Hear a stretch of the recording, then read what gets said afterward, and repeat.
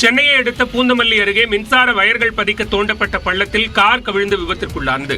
ஆந்திராவைச் சேர்ந்த பவன் என்பவர் தனது நண்பர்களுடன் சென்னையில் இருந்து ஆந்திராவை நோக்கி காரில் சென்று கொண்டிருந்தார். காட்டுப்பாக்கம் அருகே சென்று கொண்டிருந்த போது கட்டுப்பாட்டை இழந்த கார் தடுப்புகளை உடைத்துக் கொண்டு சாலையோரம் தோண்டப்பட்ட பள்ளத்தில் கவிழ்ந்தது. இதனை கண்ட அப்பகுதி மக்கள் பள்ளத்தில் கவிழ்ந்த காரில் இருந்தவர்களை மீட்டு விபத்து குறித்து பூந்தமல்லி போக்குவரத்து காவலர்களுக்கு தகவல் கொடுத்தனர்.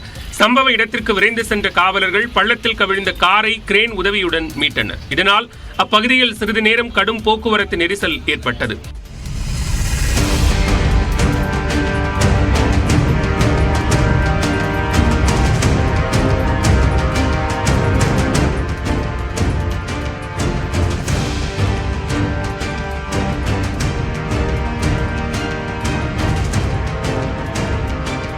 பள்ளத்தில் கார் கவிழ்ந்த விபத்து குறித்து பூந்தமல்லி போக்குவரத்து காவலர்கள் வழக்கு பதிவு செய்து விசாரணை நடத்தி வருகின்றனர்.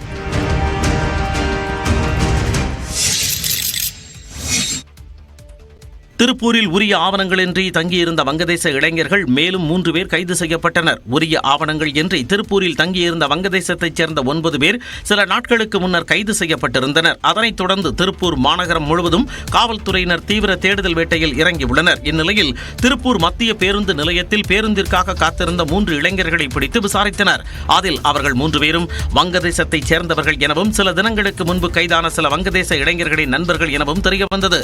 இவர்கள் வங்கதேச இருந்து இந்தியாவிற்கு ஊடுருவி திருப்பூரில் பனியன் நிறுவனத்தில் பணியாற்றி வந்ததும் கண்டுபிடிக்கப்பட்டது. அதனைத் தொடர்ந்து அம்மூவரையும் கைது செய்தனர். இதன் மூலம் 4 நாட்களில் 12 வங்கதேச இளைஞர்கள் திருப்பூரில் கைது செய்யப்பட்டுள்ளனர். வங்கதேசத்தில் கிடைக்கும் ஊதியத்தை விட திருப்பூரில் அதிக ஊதியம் கிடைப்பதால் சட்டவிரோதமாக திருப்பூருக்கு பலர் வருவதாக கூறப்படுகிறது.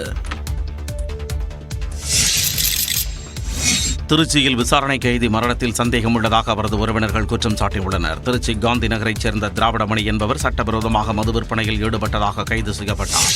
நேற்று முன்தினம் திருச்சி மத்திய சிறையில் விசாரணை கைதியாக அடைக்கப்பட்ட நிலையில் அவருக்கு நேற்றிரவு திடீரென நெஞ்சுவலி ஏற்பட்டதாக கூறப்படுகிறது. இதையடுத்து திருச்சி மகாத்மா காந்தி நினைவு அரசு மருத்துவமனைக்கு கொண்டு செல்லப்பட்ட அவரை பரிசோதித்த மருத்துவர்கள் அவர் இறந்துவிட்டதாக தெரிவித்துள்ளனர். இந்த தகவலை அறிந்த திராவிடமணியின் உறவினர்கள் சிறையில் காவலர்கள் தாக்கியதால் தான் அவர் உயிரிழந்ததாக குற்றம் சாட்டினர்.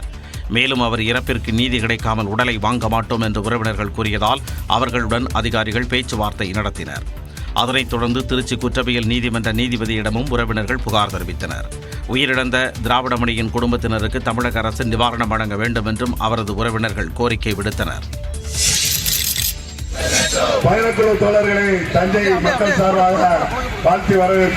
தமிழ்நாட்டில் காவிரி படுகை முழுவதையும் பாதுகாக்கப்பட்ட வேளாண் மண்டலமாக அறிவிக்க வேண்டும் என வலியுறுத்தி மீத்தேன் திட்ட எதிர்ப்பு கூட்டமைப்பு சார்பில் பரப்புரை ஊர்வலம் நடைபெற்றது. பூம்புகாரில் தொடங்கிய ஊர்வலம் நேற்று தஞ்சை வந்தடைந்தது.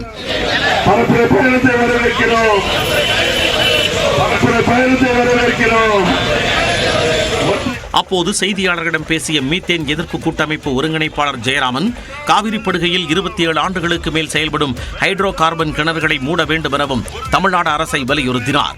புதிய கிணறுகளை அனுமதிக்காதது போலவே பழைய கிணறுகளையும் மூட வேண்டும். ஆவணங்களே இல்லாத கிணறுகளெல்லாம் இங்கு செயல்பட்டுக்கிட்டு இருக்கு. தமிழ்நாடு அரசு உடனடியாக நடவடிக்கை எடுக்க வேண்டும்.